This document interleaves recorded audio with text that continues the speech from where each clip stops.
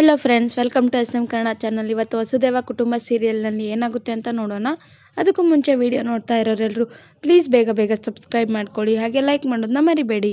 ಇನ್ನು ವಂಶಿ ಗೀತಾಂಗೆ ನಿಮ್ಮಮ್ಮ ಯಾಕೆ ಇಷ್ಟೊತ್ತಲ್ಲಿ ವಾಕಿಂಗ್ ಹೋದ್ರು ಅಂತ ಯೋಚನೆ ಮಾಡಿ ಗೀತಾವ್ರೆ, ಮನೇಲಿ ಸಿಗದೆ ಇರೋ ನೆಮ್ಮದಿನ ಹುಡ್ಕೊಂಡು ಹೋಗಿರ್ಬಹುದು, ಈಗಲಾದ್ರೂ ಸ್ವಲ್ಪ ಹುಷಾರಾಗಿ ನೋಡ್ಕೊಳ್ಳಿ ಅಂತ ಹೇಳ್ತಾ ಇರ್ತಾನೆ.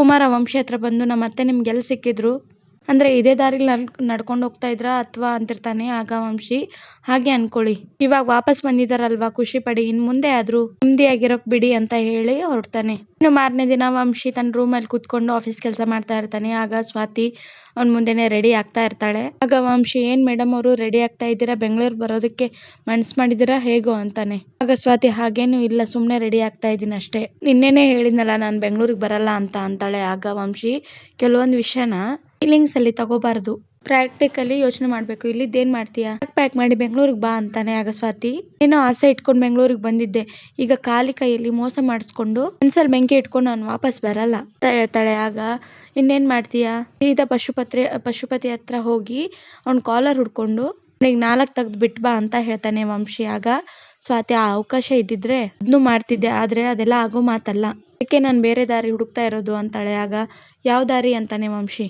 ಕಾಡಿನ ದಾರಿನ ಊರಿನ ದಾರಿನ ಅಂತಿರ್ತಾನೆ. ಆಗ ಸ್ವಾತಿ, ಆಡ್ಕೋತಿದ್ದೀರಾ ಆಡ್ಕೊಳ್ಳಿ, ನಾನಂತೂ ನನ್ನ ಗುರಿ ಸಾಧಿಸೇ ಬರೋದು ಅಂತಾಳೆ. ಅದೇ ಸಮಯಕ್ಕೆ ಅವಳ ಮೊಬೈಲ್ಗೆ ನಿತಿನಿಂದ ಮೆಸೇಜ್ ಬರುತ್ತೆ.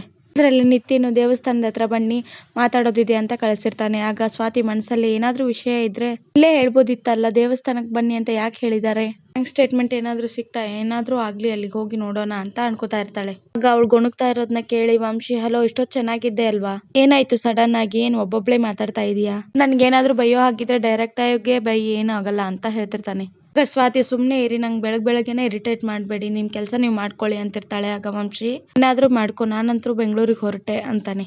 ಆಗ ಸ್ವಾತಿಗೆ ಮತ್ತೆ ಮೆಸೇಜ್ ಬರುತ್ತೆ. ಅದನ್ನ ನೋಡಿ ವಂಶಿ ಅವರೇ, ನಂಗೆ ಸ್ವಲ್ಪ ಕೆಲಸ ಇದೆ, ನಾನು ಹೋಗ್ತೀನಿ ಅಂತ ಹೋಗೋಕೆ ವೇಲ್ನ ಜಗ್ತಾ ಇರ್ತಾಳೆ. ಆ ವೇಲ್ ಮೇಲೆ ವಂಶಿ ಕೂತಿರ್ತಾನೆ, ಅದನ್ನ ಇಬ್ರು ಗಮನಿಸಿರಲ್ಲ. ಆಗ ಸ್ವಾತಿ ಅದನ್ನ ತಗೋಬೇಕಾದ್ರೆ ಅದನ್ನ ಹುಡ್ಕೊಂಡು ವಂಶಿನೇ ಹಿಡ್ಕೊಂಡಿದ್ದಾನೆ ಅನ್ಕೊಂಡು, ವಂಶಿ ಅವ್ರೆ ನಾನು ಹೋಗ್ಬೇಕು ಪ್ಲೀಸ್, ನಾನು ಹೋಗೋದಕ್ ಬಿಡಿ ಅಂತಾಳೆ. ಆಗ ವಂಶಿ, ಹೋಗು, ನಿನ್ನನ್ನು ಯಾರು ಬೇಡ ಅಂದಿದ್ದಾರೆ, ಹೋಗು ಅಂತಿರ್ತಾನೆ. ಆಗ ಮತ್ತೆ ಸ್ವಾತಿ, ವಂಶಿ ಅವ್ರೆ ಪ್ಲೀಸ್, ನಂಗೆ ಅರ್ಜೆಂಟ್ ಕೆಲಸ ಇದೆ ಅಂತ ಹೇಳಿದೀನಿ ತಾನೇ ಅಂತಾಳೆ. ಆಗ ವಂಶ, ಅರ್ಜೆಂಟ್ ಕೆಲಸ ಇದ್ರೆ ಹೋಗಮ್ಮ, ಇವಳೊಬ್ಳು ತಲೆ ತಿಂತಾಳೆ ಅಂತಿರ್ತಾನೆ.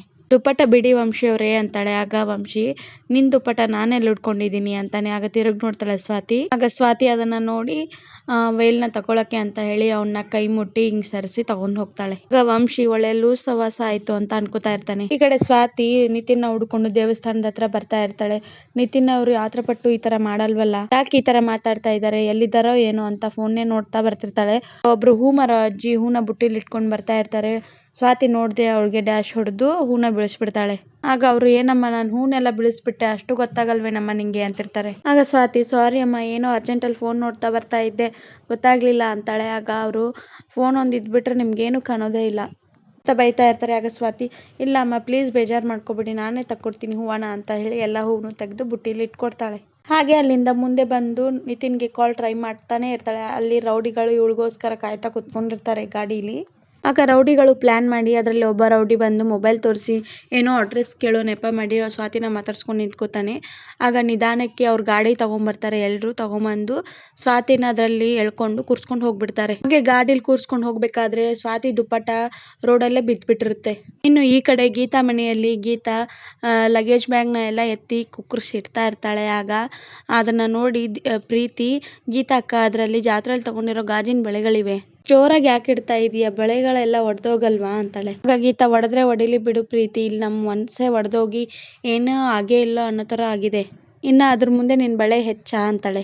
ಪ್ರೀತಿ ಬೇಜಾರ್ ಮಾಡ್ಕೊಂಡು, ಏನೋ ನಮ್ಮೂರ್ ಜಾತ್ರೆಯಲ್ಲಿ ತಗೊಂಡಿರೋ ಬಳೆ ಅಂತ ಹೇಳ್ದೆ, ಅದಕ್ಕೆ ಯಾಕೆ ಅಷ್ಟೊಂದು ಕೋಪ ಮಾಡ್ಕೋತೀಯ ಅಂತ ಹೇಳ್ತಿರ್ತಾಳೆ. ಆಗ ಗೀತಾ, ಪ್ರೀತಿ ಪುಟ್ಟ, ಇವಾಗ ನಾನು ಏನ್ ಹೇಳ್ಬಾರ್ದು ಹೇಳ್ದೆ ಅಂತ, ಇರೋದನ್ನೇ ತಾನೇ ಹೇಳಿದ್ದು ಹೇಳ್ತಿರ್ತಾಳೆ. ಆಗ ಅವ್ರ ಅಜ್ಜಿ ಅಲ್ಲಿಗೆ ಬಂದು, ಗೀತಾ ನಿನಗೆ ಸಿಟ್ಟು ಬಂದಿದೆ ಅಂತ ನಂಗೆ ಗೊತ್ತು, ಪಾಪ ಆ ಪ್ರೀತಿ ಮೇಲೆ ಯಾಕೆ ತೋರಿಸ್ತೀಯಾ, ಮನ್ಸಿಗೆ ನೋವಾಗಲ್ವಾ ಅಂತಾರೆ. ಆಗ ಗೀತಾ, ಆಯ್ತಾಯ್ತು, ನಾನೊಂದ್ ಮಾತಾಡಂಗಿಲ್ಲ, ಎಲ್ರು ನನ್ ಬಾಯಿ ಮುಚ್ಸೋಕ್ ಬಂದ್ಬಿಡ್ತೀರ ಅಲ್ವಾ ಅಂತ ಹೇಳ್ತಾ ಇರ್ತಾಳೆ. ಆಗ ಮೇಘ ಅಲ್ಲಿಗೆ ಬರ್ತಾಳೆ. ಗೀತಾ ಮೇಘಂಗೆ ಬಟ್ಟೆ ಎಲ್ಲ ಸರಿಯಾಗಿ ಪ್ಯಾಕ್ ಮಾಡ್ಕೊಂಡಿದ್ಯಾ ತಾನೇ ಅಂತ ಕೇಳ್ತಾಳೆ. ಆಗ ಮೇಘ, ಹ್ಞೂ ಅಕ್ಕ, ಎಲ್ಲ ಬಟ್ಟೆನೂ ಪ್ಯಾಕ್ ಮಾಡ್ಕೊಂಡಿದೀನಿ ಅಂತ ಹೇಳ್ತಾಳೆ. ಆಗ ಅಲ್ಲಿಗೆ ಚೈತ್ರ ಬಂದು, ಹೌದು ಎಲ್ಲ ಸರಿಯಾಗಿ ಪ್ಯಾಕ್ ಮಾಡ್ಕೊ, ಇಲ್ಲಿ ಬಿಟ್ಟೋದ್ರೆ ಮತ್ತೆ ಸಿಗಲ್ಲ, ಮತ್ತೆ ಈ ಊರಿಗೆ ಕಾಲಿಡೋಕ್ ಆಗುತ್ತೋ ಇಲ್ವೋ ನಿಮ್ಗೆ ಅಂತ ಕೊಂಕ್ ಮಾತಾಡ್ತಾ ಇರ್ತಾಳೆ. ಆಗ ಅವ್ರ ಅಜ್ಜಿ, ಮೇಲೆ ಉಪ್ಪು ಹಾಕೋ ಕೆಲಸ ಮಾಡ್ಬೇಡ ಚೈತ್ರ, ನಮ್ಮ ಸಂಕಟ ಏನನ್ನೋದು ನಿಮ್ಗೆ ಯಾವತ್ತೂ ಗೊತ್ತಾಗದೇ ಇರಲಿ. ನಮ್ಮ ಥರ ಊರು ಬಿಟ್ಟು ಬಂದು ಬದುಕೋದಷ್ಟು ಸುಲಭ ಅನ್ಕೊಂಡಿದ್ಯಾ ಅಂತ ಹೇಳ್ತಾರೆ. ಆಗ ಚೈತ್ರ ನಮ್ಮ ಹಣೆಯಲ್ಲಿ ಬರ್ದಿರೋದನ್ನ ಅನುಭವಿಸ್ಲೇಬೇಕಜ್ಜಿ, ಅದಕ್ಕೆ ಯಾರ್ ತಾನೇ ಏನ್ ಮಾಡಕ್ಕಾಗುತ್ತೆ ಅಂತ ಹೇಳ್ತಿರ್ತಾಳೆ. ಆಗ ಗೀತಾ, ಮೇಘ ನೀನು ಒಂದೊಂದೇ ಬ್ಯಾಗ್ ತಗೊಂಡು ಈಚೆಗಿಡು, ಹಾಗೆ ಪ್ರೀತಿದೆಲ್ಲ ಮೆಡಿಸನ್ಸು ತಗೊಂಡಿದ್ದೀರಾ ಅಂತ ಚೆಕ್ ಮಾಡು ಅಂತ ಹೇಳ್ತಿರ್ತಾಳೆ. ಆಗ ಅಲ್ಲಿಗೆ ಸರೋಜ ಅವ್ರು ಬಂದು, ನೀವೆಲ್ಲ ಹೊರಟ್ಬಿಟ್ರೆ ಈ ಮನೆ ಮನ್ಸು ಎಲ್ಲ ಖಾಲಿ ಖಾಲಿ ಆಗುತ್ತೆ. ಪ್ರೀತಿ ಪುಟ, ನೀನ್ ಈ ಅತ್ತೆ ಜೊತೆ ಇರ್ತೀಯ, ನಿನ್ನನ್ನು ಈ ಊರಲ್ಲೇ ಸ್ಕೂಲಿಗೆ ಸೇರಿಸ್ತೀನಿ, ನೀನ್ ಇಲ್ಲೇ ಇದ್ದು ಓದ್ ಮಗು ಅಂತ ಕೇಳ್ತಾರೆ. ಆಗ ಪ್ರೀತಿ ಹೋಗಿ ಅವ್ರ ಅಮ್ಮನ್ನ ತಪ್ಕೊಂಡು, ಇಲ್ಲ ನಾನು ಅಮ್ಮನ ಜೊತೆಲೇ ಇರ್ತೀನಿ, ನಾನು ಸ್ಕೂಲ್ಗೆ ಹೋಗದೆ ಇದ್ರು ಪರವಾಗಿಲ್ಲ, ನಾನು ಅಮ್ಮನ್ ಬಿಟ್ಟು ಎಲ್ಲಿಗೂ ಹೋಗಲ್ಲ ಅಂತ ಹೇಳ್ತಾಳೆ. ಆಗ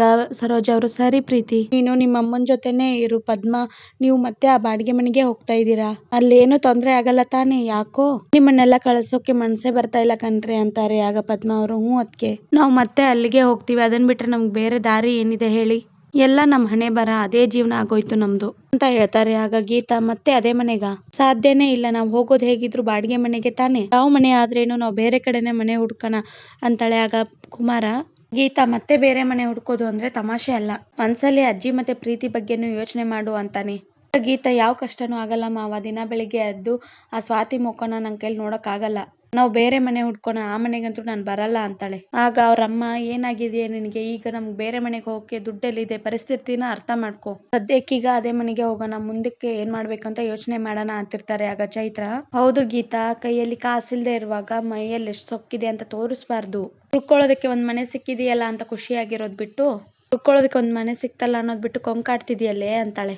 ಆಗ ಅವ್ರಮ್ಮ, ಚೈತ್ರ ನೀನ್ ಸ್ವಲ್ಪ ಬಾಯಿ ಮುಚ್ಕೊಂಡು ಇರ್ತೀಯ, ನೀನ್ ಅನ್ಕೊಂಡಾಗೆ ಅವರೆಲ್ಲ ಮನೆ ಬಿಟ್ಟು ಹೋಗ್ತಾ ಇದಾರೆ ತಾನೆ, ಮತ್ತೆ ಮನ್ಸಿಗೆ ನೋವಾಗೋಗಿ ಮಾತಾಡ್ಬೇಡ ಅಂತ ಹೇಳ್ತಾರೆ. ಈ ಕಡೆ ಗೀತಾ, ಅಮ್ಮ ನೀನ್ ಯಾಕೆ ಹೀಗೆ ಹೇಳ್ತಾ ಇದೀಯ ಅಂತ ನನಗ್ ಚೆನ್ನಾಗ್ ಗೊತ್ತು, ನಿನ್ಗೆ ನಿನ್ ಮಗಳನ್ನ ಬಿಟ್ಟಿರೋಕ್ಕಾಗಲ್ಲ ಅಲ್ವಾ, ನಿನ್ನೆ ನಿನ್ ಮಗಳನ್ನ ಹುಡ್ಕೊಂಡು ಹೋಗಿದ್ದೆ ಅಲ್ವಾ, ಅವಳೇ ನಿನ್ ಕಿವಿಗೆ ಊದ್ ಕಳ್ಸಿರ್ತಾಳೆ, ಹೌದು ತಾನೇ ಅಂತಾಳೆ. ಆದ್ರೆ ನೀವ್ ಯಾರೇ ಏನೇ ಹೇಳಿದ್ರು ನಾನ್ ಮಾತ್ರ ಆ ಮನೆಗ್ ಬರಲ್ಲ ಅಂತಾಳೆ. ಆಗ ಕುಮಾರ, ಗೀತಾ ಪ್ಲೀಸ್ ನನ್ ಮಾತಾದ್ರೂ ಕೇಳು ಅಂತಾನೆ. ಆಗ ಗೀತಾ, ಇಲ್ಲ ಮಾವ, ಬೇರೆ ಮನೆಗೆ ಹೋಗ್ತಿದೀವಿ ಅಷ್ಟೇ ಅಂತ ಹೇಳ್ತಾಳೆ. ಇನ್ನು ಈ ಕಡೆ ರೆಸಾರ್ಟ್ ಅಲ್ಲಿ ತಿಂಡಿ ತಿನ್ನೋಕೆ ಅಂತ ಗಣಪತಿ ಅವರು ಹಾಗೆ ಭವಾನಿ ಅವರು ಕೂತ್ಕೊಂಡಿರ್ತಾರೆ ಡೈನಿಂಗ್ ಟೇಬಲ್ ಹತ್ರ. ಆಗ ವಂಶಿ ಕೂಡ ಅಲ್ಲಿಗೆ ಬರ್ತಾನೆ. ಆಗ ವಂಶಿ ಒಬ್ನೇ ಬಂದಿರೋದನ್ನ ನೋಡಿ, ವಂಶಿ ಸ್ವಾತಿ ಎಲ್ಲೋ ಅಂತ ಕೇಳ್ತಾರೆ.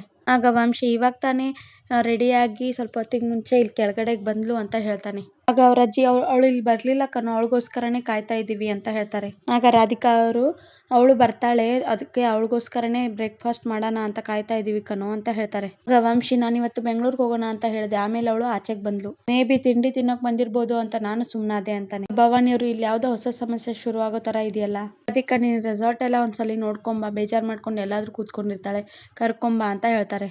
ಹಾಗೆ ವಂಶಿಗೂ ಕೂಡ ಹೇಳ್ತಾರೆ. ಇಬ್ರು ಸರಿ ಅಂತ ಹೇಳಿ ರೆಸಾರ್ಟ್ ಪೂರ್ತಿ ಹುಡುಕ್ತಾರೆ. ಹಾಗೆ ಹುಡುಕ್ತಾ ಇರ್ತಾರೆ, ಸಿಗ್ತಾನೆ ಇರೋದಿಲ್ಲ. ಆಗ ರಾಧಿಕಾ, ಛೇ ಹಾಳಾದವಳು, ಎಲ್ಲಿ ಹೋದ್ಲೋ ಏನೋ, ಇವಳನ್ ಬೇರೆ ನಾನ್ ಹುಡುಕ್ಬೇಕು, ನಾನ್ ಕರ್ಮ ಅಂತ ಹೇಳಿ ಎಲ್ಲಾ ಕಡೆ ಹುಡುಕ್ತಾ ಇರ್ತಾಳೆ. ಈ ಕಡೆ ವಂಶಿ ಅವ್ರ ಅಜ್ಜಿ ತಾತ ಹತ್ರ ಬಂದು, ಸ್ವಾತಿ ಅಲ್ಲೆಲ್ಲೂ ಕಾಣಿಸ್ತಾ ಇಲ್ಲ ಅಂತ ಹೇಳ್ತಾನೆ. ಆಗ ಅವ್ರ ತಾತ, ಸರಿಯಾಗಿ ಹುಡುಕ್ತೇನೋ ಅಂತ ಕೇಳ್ತಾರೆ. ಅವಳೇನ್ ಚಿಕ್ಕ ಮಗು, ನಾ ಕಣ್ಣಗ್ ಕಾಣಿಸ್ತಾ ಇರೋ ರೀತಿ ಇರೋದಕ್ಕೆ ಎಲ್ಲಾ ಕಡೆ ಹುಡುಕ್ತಿದ್ದೀನಿ, ಸಿಗ್ತಾ ಇಲ್ಲ, ಅವಳೇನು ಬೆಂಗಳೂರಿಗೆ ಹೋಗ್ಬಾರ್ದು ಅಂತ ಆಟ ಆಡಿಸ್ತಾ ಇದ್ದಾಳೋ ಏನೋ, ಹುಡುಗಾಟ ಆಡ್ತಾ ಇದ್ದಾಳಾ ಅಂತಾನೆ. ಆಗ ಭವಾನಿ ಅವರು, ಸ್ವಾತಿಗೇನೋ ಹುಡುಗಾಟದ ಬುದ್ಧಿ ಇದೆ, ಆದ್ರೆ ಇಂಥ ಸಮಯದಲ್ಲಿ ಅವಳು ಈ ರೀತಿ ಮಾಡ್ತಾಳೆ ಅಂತ ನಂಗೆ ಅನಿಸ್ತಾ ಇಲ್ಲ ಅಂತಾರೆ.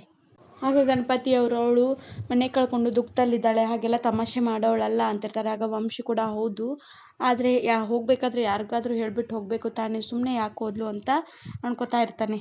ಆಗ ರಾಧಿಕಾ ಗಾಬರಿಯಿಂದ ಅಮ್ಮ ಅಪ್ಪ ಅಂತ ಓಡ್ಕೊಂಡ್ ಬರ್ತಾಳೆ. ಆಗ ಯಾಕಮ್ಮ ರಾಧಿಕಾ ಇಷ್ಟೊಂದು ಗಾಬರಿ ಆಗಿದೆಯಾ ಅಂತ ಕೇಳ್ತಾರೆ. ಆಗ ಭವಾನಿ ಅವರು, ಸ್ವಾತಿ ಸಿಕ್ಕಿದ್ಲಾ ಅಂತ ಕೇಳ್ತಾರೆ. ಆಗ ರಾಧಿಕಾ, ಅಯ್ಯೋ ಸ್ವಾತಿ ವಿಷಯ ಹಾಗಿರ್ಲಿ, ನಿತಿನ್ ಕೂಡ ಅವ್ನ ರೂಮಲ್ಲಿ ಇಲ್ಲ ಅಮ್ಮ, ರೆಸಾರ್ಟ್ ಅಲ್ಲಿ ಎಲ್ಲಾ ಕಡೆ ಹುಡುಕ್ತೆ, ಎಲ್ಲೂ ಕಾಣ್ತಿಲ್ಲ ಅಂತ ಹೇಳ್ತಾಳೆ. ಆಗ ಒಂದ್ ಕ್ಷಣ ವಂಶಿಗೆ ಕಾಡಲ್ಲಿ ಸ್ವಾತಿ ನಿತಿನ್ ನ ಪ್ರೀತಿ ಮಾಡ್ತಿದ್ದ ವಿಷಯ ಹೇಳಿದ್ದೆ ನೆನಪಾಗ್ಬಿಡುತ್ತೆ. ಆಗ ಭವಾನಿ ಅವರು, ಸರಿಯಾಗಿ ನೋಡಿದ್ಯಾ, ನಿತಿನ್ಗೊಂದು ಫೋನ್ ಮಾಡಿ ನೋಡು ಅಂತ ಕೇಳ್ತಾರೆ. ಆಗ ರಾಧಿಕಾ ನಾನು ಅಷ್ಟೊತ್ತಿಂದ ಫೋನ್ ಮಾಡ್ತಾ ಇದ್ದೀನಿ ಅಮ್ಮ, ಬರೀ ಸ್ವಿಚ್ ಆಫ್ ಅಂತಾನೆ ಬರ್ತಾ ಇದೆ ಅಂತಾರೆ. ಗಣಪತಿ ಅವರು, ವಂಶಿ ನಿನ್ ಫೋನಿಂದ ನಿತಿನ್ಗೆ ಕಾಲ್ ಮಾಡಿ ನೋಡು ಅಂತಾರೆ. ಆಗ ವಂಶಿ ಕಾಲ್ ಮಾಡ್ತಾನೆ, ಸ್ವಿಚ್ ಆಫ್ ಅಂತ ಬರ್ತಾ ಇದೆ ಅಂತ ಹೇಳ್ತಾನೆ. ಆಗ ವಂಶಿ, ಕೆಲಸದವ್ರನ್ನ ಅಥವಾ ಸೆಕ್ಯೂರಿಟಿನ ಕೇಳ್ಬೇಕಾಗಿತ್ತು, ನಿತಿನ್ ಎಲ್ಲಾದ್ರೂ ಆಚೆ ಹೋಗಿದ್ನ ಅಂತ ಕೇಳ್ಬೇಕು ಅಂತ ಹೇಳ್ತಾನೆ. ರಾಧಿಕಾ, ನಾನು ಎಲ್ರನ್ನೂ ವಿಚಾರಿಸ್ಕೊಂಡೇ ಬಂದೆ, ಯಾರು ನಿತಿನ್ನ ನೋಡಿಲ್ಲ ಅಂತ ಹೇಳ್ತಾರೆ. ನೈಟ್ ರೂಮಿಗೆ ಹೋಗಿದ್ನ ಒಬ್ಬ ಹುಡುಗ ನೋಡಿದಾನೆ ಅಷ್ಟೇ, ಅದಾದ್ಮೇಲೆ ಏನಾಯ್ತೋ ಗೊತ್ತಿಲ್ಲ ಅಂತ ಹೇಳ್ತಿರ್ತಾಳೆ. ಆಗ ಗಣಪತಿ ಅವರು, ಸ್ವಾತಿನೂ ಕಾಣ್ತಾ ಇಲ್ಲ, ನಿತಿನೂ ಕಾಣ್ತಾ ಇಲ್ಲ, ಏನಾಗ್ತಾ ಇದೆ ಇಲ್ಲಿ ಅಂತಿರ್ತಾರೆ. ರಾಧಿಕಾ ಅವ್ರಿಗೆ ಭಯ ಆಗಿ ಗಾಬರಿಯಿಂದ ನಿತಿನ್ ಹೇಳಿದ ಮಾತು ನೆನಪಿಗೆ ಬರುತ್ತೆ. ನಂಗೆ ಸ್ವಾತಿ ಅವ್ರನ್ನ ಮರೆಯಕ್ ಆಗ್ತಾ ಇಲ್ಲ ಅಂತ ಹೇಳಿದ್ರು ಮಾತನ್ನ. ಹಂಗ ಮನ್ಸಲ್ಲೇ ರಾಧಿಕಾ, ಸ್ವಾತಿ ನಿತಿನ್ ಇಬ್ರು ಎಲ್ಲಾದ್ರೂ ಓಡೋಗ್ಬಿಟ್ರಾ, ಛೇ ನನ್ ಮಗ ಅಂತವ್ನಲ್ಲ, ಅದರಲ್ಲೂ ಮದುವೆ ಆಗಿರೋ ಹುಡುಗಿ ಜೊತೆಯಲ್ಲಿ ಮನೆ ಬಿಟ್ಟು ಹೋಗೋ ಯೋಚನೆನೇ ಮಾಡಲ್ಲ. ಒಂದ್ ವೇಳೆ ನಾನು ಅನ್ಕೊಂಡಿರೋದೇ ಸುಳ್ಳಾಗ್ಬಿಟ್ರೆ ಅಂತ ಮನಸ್ಸಲ್ಲೇ ಅನ್ಕೋತಾ ಇರ್ತಾರೆ. ಇನ್ನು ಸ್ವಾತಿನ ಕಿಡ್ನಾಪ್ ಮಾಡ್ಕೊಂಡು ಗಾಡಿಲಿ ಕರ್ಕೊಂಡು ಹೋಗ್ತಾ ಇರ್ತಾರೆ. ಆಗ ಆ ಕಡೆ ಒಬ್ರು ಈ ಕಡೆ ಒಬ್ರು ಅವಳನ್ನ ಗಟ್ಟಿಯಾಗಿ ಹಿಡ್ಕೊಂಡಿರ್ತಾರೆ. ಸ್ವಾತಿ ಬಿಡಿಸ್ಕೊಳಕ್ ತುಂಬಾ ಪ್ರಯತ್ನ ಮಾಡ್ತಾಳೆ. ಯಾರೋ ನೀವೆಲ್ಲ ಬಿಡಿ ಅಂತ ಹೇಳಿ ಹೆಲ್ಪ್ ಹೆಲ್ಪ್ ಅಂತ ಕಿರಿಸ್ತಾ ಇರ್ತಾಳೆ. ಅದೇ ಸಮಯಕ್ಕೆ ವಂಶಿ ಸ್ವಾತಿಗೆ ಕಾಲ್ ಮಾಡ್ತಾನೆ. ಆಗ ರೌಡಿ ಕೈ ಕಚ್ಬಿಟ್ಟು ಸ್ವಾತಿ ಕಾಲ್ ರಿಸೀವ್ ಮಾಡ್ತಾಳೆ. ವಂಶಿಯವರೇ ಅಂತ ಕಿರಿಸ್ತಾಳೆ. ಆಗ ವಂಶಿಗೆ ಸರಿಯಾಗಿ ಕೇಳಿಸ್ತಾ ಇರಲ್ಲ. ಆಗ ಅವ್ರ ತಾತ ಅಜ್ಜಿ ಅಲ್ಲಿಗೆ ಬಂದು, ವಂಶಿ ಏನಾಯ್ತು, ಸ್ವಾತಿಗೆ ಕಾಲ್ ಮಾಡಿದ್ದೇನೋ ಅಂತ ಕೇಳ್ತಾರೆ. ಆಗ ವಂಶಿ ಅವಳ ಮೊಬೈಲ್ ಯಾಕೋ ಸ್ವಿಚ್ ಆಫ್ ಬರ್ತಾ ಇದೆ, ನೆಟ್ವರ್ಕ್ ಯಾಕೋ ಸರಿಯಾಗಿ ಸಿಗ್ತಾ ಇಲ್ಲ ಅನ್ಸುತ್ತೆ, ಇನ್ನೊಂದ್ಸಲ ಟ್ರೈ ಮಾಡ್ತೀನಿ ಅಂತ ಕಾಲ್ ಮಾಡ್ತಾನೆ. ಆಗ ಮತ್ತೆ ಕಾಲ್ ಕನೆಕ್ಟ್ ಆಗ್ತಾ ಇರಲ್ಲ. ಆಗ ರಾಧಿಕಾ ಅವಳು ಹೋಗ್ಬೇಕಾದ್ರೆ ಎಲ್ಲಿಗೆ ಹೋಗ್ತಿದ್ದೀನಿ ಅಂತ ಹೇಳಿದ್ಲಾ ಅಂತ ಕೇಳ್ತಾರೆ. ಆಗ ವಂಶಿ ಅವಳು ಏನೋ ಹೇಳಿದ್ಲು ಹೋಗ್ಬೇಕಾದ್ರೆ, ನಂಗೆ ಸರಿಯಾಗಿ ಕೇಳಿಸ್ಲಿಲ್ಲ, ಕೆಲಸ ಮಾಡ್ತಿದ್ದೆ ನಾನು, ಅವಳು ಇಲ್ಲೇ ಎಲ್ಲಾದ್ರೂ ಹೋಗ್ಬೋದು ಅಂತ ಅನ್ಕೊಂಡು ಸುಮ್ಮನಾದೆ ಅಂತಾನೆ. ಆಗ ಅವ್ರ ಅಜ್ಜಿ ತಾತ ಗಾಬರಿ ಆಗ್ತಾ ಇರ್ತಾರೆ. ಆಗ ವಂಶಿ ಇಷ್ಟು ಚಿಕ್ಕ ವಿಷಯಕ್ಕೆ ಯಾಕೆ ಗಾಬರಿ ಆಗ್ತೀರಾ, ಭಾಳ ಅಂದರೆ ಅವಳು ದೇವಸ್ಥಾನಕ್ಕೆ ಹೋಗಿರ್ತಾಳೆ, ಅಲ್ಲಿ ಅವಳು ಫೇವ್ರೆಟ್ ಪ್ಲೇಸ್ ಅಲ್ವಾ ಅಂತ ಹೇಳ್ತಾರೆ. ಆಗ ವಂಶಿ ಸರಿ ಅಂತ ಹೇಳ್ತಾನೆ. ಈ ಕಡೆ ಸ್ವಾತಿಗೆ ಅವಳು ಕಿರಿಸ್ತಾ ಇರೋದನ್ನ ನೋಡಿ ಅವ್ನ ಕರ್ಚಿಫ್ಗೆ ಮೂರ್ಛೆ ಬರೋದು ಪೌಡ್ರ್ ಹಾಕಿ ಅವಳು ಬಾಯಿಗೆ ಇಟ್ಬಿಡ್ತಾರೆ. ಆಗ ಅವಳು ಅಲ್ಲೇ ಮೂರ್ಛೆ ಬಿದ್ದುಬಿಡ್ತಾಳೆ. ಆಗ ರೌಡಿಗಳು ಅವಳನ್ನ ಕರ್ಕೊಂಡು ಒಂದು ಯಾವುದೋ ಹಳೆ ಮನೇಲಿ ಕರ್ಕೊಂಡ್ಬಂದು ಇಳಿಸಿರ್ತಾರೆ. ಆಗ ಅಲ್ಲಿಗೆ ರಂಜನ್ ಬರ್ತಾನೆ. ರಂಜನ್ನೇ ಅವಳನ್ನ ಕಿಡ್ನಾಪ್ ಮಾಡಿರ್ತಾನೆ. ಇದಾಗಿತ್ತು ಇವತ್ತಿನ ಸಂಚಿಕೆ.